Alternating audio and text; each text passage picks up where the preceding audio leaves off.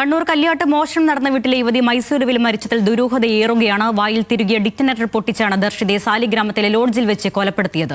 സുഹൃത്ത് സിദ്ധരാജു പോലീസ് കസ്റ്റഡിയിൽ. 30 പവൻ സ്വർണവും പണവും കവർന്നതിന് പിന്നിൽ ദർശിതയും സുഹൃത്തുമെന്നാണ് പോലീസിന്റെ സംശയം.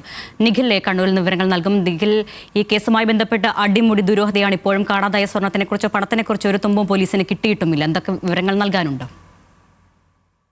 കണ്ണൂർ കല്യാട് ചുങ്കസ്ഥാനത്തെ കെ.വി. സുമതയുടെ വീട്ടിൽ നടന്ന മോഷണവും മോഷണത്തിന് പിന്നാലെ കർണാടകയിലെ സാലിഗ്രാമിൽ നടന്ന കൊലപാതകവും ദുരൂഹതകൾ ഒഴിയാതെ തുടരുന്നു എന്നുള്ളതാണ് ഇന്ന് വന്ന വാർത്തകളിൽ ഒന്ന്.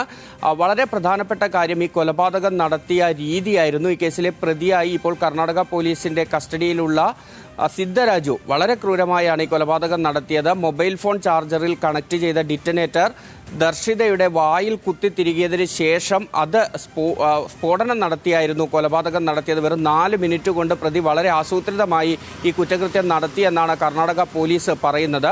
നേരത്തെ ദർശിതയിൽ നിന്ന് 80,000 രൂപ ഇയാൾ കടം വാങ്ങിയിരുന്നു. ഈ പണം തിരിച്ചു ചോദിച്ചതും ഒപ്പം തന്നെ ഗൾഫിൽ നിന്ന് നാട്ടിലേക്ക് എത്തുന്ന ഭർത്താവ് തിരിച്ചു പോകുമ്പോൾ അയാൾക്കൊപ്പം ദർശിതയും പോകും എന്നറിഞ്ഞതുമാണ് കൊലപാതകത്തിന് പ്രേരണയായത് എന്നതാണ് നിലവിൽ സിദ്ധരാജു പോലീസിന് നൽകിയിരിക്കുന്ന മൊഴി.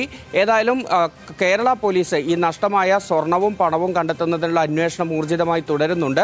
30 പവൻ സ്വർണവും 4 ലക്ഷം രൂപയുമാണ് കല്യാട്ടെ വീട്ടിൽ നിന്ന് കാണാതായത്. എന്നാൽ ഇതുവരെയും ഈ പണവും സ്വർണവും എവിടെ പോയി എന്ന കാര്യത്തിൽ ഒരു വ്യക്തത വന്നിട്ടില്ല. വീട്ടിൽ നിന്ന് 3 ബാഗുകളുമായാണ് ദർശിത ഇറങ്ങിയത് എന്നാണ് ദർശിതയുടെ ഭർത്താവിൻ്റെ സഹോദരൻ ഇന്ന് പറഞ്ഞത്. എന്നാൽ ഇതിൽ 2 ബാഗുകൾ മാത്രമാണ് ദർശിതയുടെ കർണാടക കുൻസൂരിലെ വീട്ടിലെത്തിയതെന്ന് അവിടെ നിന്ന് ബന്ധുക്കൾ പറഞ്ഞു എന്നുകൂടി ഈ കുടുംബം പറയുന്നുണ്ട്. അങ്ങനെയെങ്കിൽ ഈ സ്വർണം എവിടെ പോയി? ഈ സ്വർണവുമായി ബന്ധപ്പെട്ട തർക്കമാണോ ദർശിതയുടെ കൊലപാതകത്തിലേക്ക് നയിച്ചത്? തുടങ്ങിയ കാര്യങ്ങളിലെല്ലാം ഇപ്പോഴും അവ്യക്തത തുടരുകയാണ്. ഇത് തെളിയിക്കുന്നതിന്റെ ഭാഗമായി സിദ്ധരാജുവിനെ കസ്റ്റഡിയിൽ വാങ്ങി ചോദ്യം ചെയ്യുന്നതുൾപ്പെടെയുള്ള നടപടികളിലേക്ക് കേരള പോലീസും കടക്കും. മോഷണം നടന്ന വീട്ടിലെ സംഭവവുമായി ബന്ധപ്പെട്ട് കൊലപാതകവുമായി ബന്ധപ്പെട്ട അടിമുടി ദുരൂഹതകളുടെ അന്വേഷണം ഇപ്പോഴും തുടർന്നുകൊണ്ടേയിരിക്കുകയാണ്. നിഖിൽ അളവൂരാണ് കണ്ണൂരിൽ നിന്നും വിശദാംശങ്ങൾ നൽകിയത്.